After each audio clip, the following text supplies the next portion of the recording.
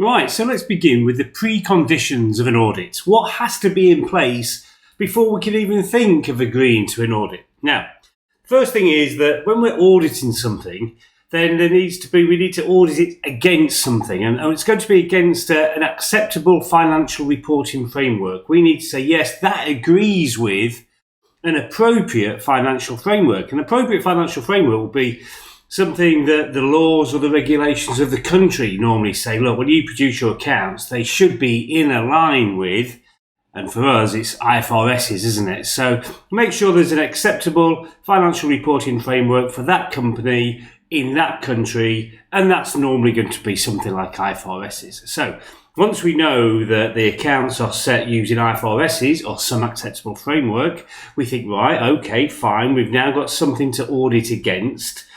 Now, the people who are creating the accounts, the financial statements, they're the management. So we've got to make sure that they at least know what they ought to be doing before we can take on the job. So management must acknowledge the responsibility for three things. Okay, so they must acknowledge and understand their responsibility for preparing the financial statements.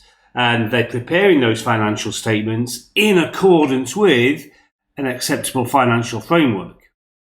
They must also acknowledge their responsibility for making sure that they set up the internal controls that are good enough to ensure that the financial statements are free from material misstatement, either due to error or fraud. Okay, so as much as they can. So an acceptable financial reporting framework, IFRS's. Then management must prepare them in accordance with that. They must prepare them in a way that they've got internal controls that make sure there's no material misstatement, material misstatement, big misstatement.